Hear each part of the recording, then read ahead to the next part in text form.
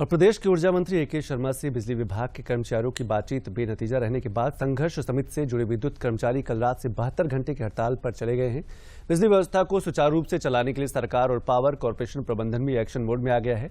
ऊर्जा मंत्री ने आपूर्ति में गड़बड़ी करने वाले कर्मचारियों को सख्त हिदायत देते हुए कहा कि ऐसे कर्मचारियों के खिलाफ एस्मा के खिलाफ कार्रवाई की जाएगी।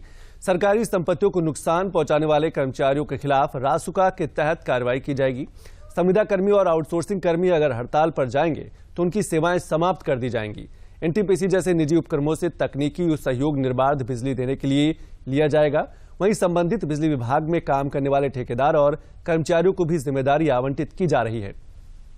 ऊर्जा मंत्री ने बताया कि विद्युत आपूर्ति हमारे नियंत्रण में है। उन्होंने कहा कि जो कर्मचारी सरकार के साथ हैं, अपनी सेवा देना चाहते हैं, उसे कोई रोके ना, इसका ध्यान जनप्रतिनिधि रखे। ऊर्जा मंत्री ने बिजली आपूर्ति बनाए रखने में सहयोग देने वाले संगठनों का धन्यवाद भी किया है।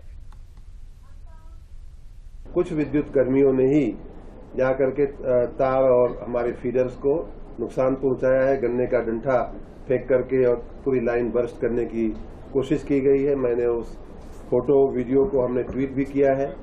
ऐसी घटनाएं अगर होंगी तो कहीं वो व्यक्ति हो, चाहे वो जंगल में हो, देवरिया के किसी जंगल में से लाइन पास हो रही थी, वहां जाकर के लाइन को बर्स्ट करने का प्रयास किया गया। लेकिन मैं इतना जरूर कहूंगा, जंगल में हो, आसमान में हो, पाताल में हो, हम उनको ढूंढ निकालेंगे। जो भी ऐसा कृत्य कर रहा है उसके खिलाफ कार्रवाई अवश्य की जाएगी। कि जो आउटसोर्सिंग के जो कर्मचारी संविदा के हों या अन्य किसी प्रकार से आउटसोर्सिंग एजेंसी के मार्फत अगर लिए गए हैं तो उनकी जो नियुक्ति का एक ही कारण होता है कि हम आपातकालीन ये व्यवस्थाएं करते हैं। उनकी हाजिरी आवश्यक होती है, तभी हम उनको पगार देते हैं। ऐसे तमाम कर्मी जो इस समय सरकारी काम पे नहीं है, जो हमारे काम पे नहीं है, ड्यूटी पे नहीं है, उन्हें निकालने की प्रक्रिया तुरंत शुरू की जाए। उनकी हाजिरी अगर काम पे, उनका अपने कार्यस्थल पे नहीं है तो उनकी हमें आवश्यकता नहीं है। हम अन्य लोगों से, नौजवानों को नौकरी हम देंगे उनकी जगह पे।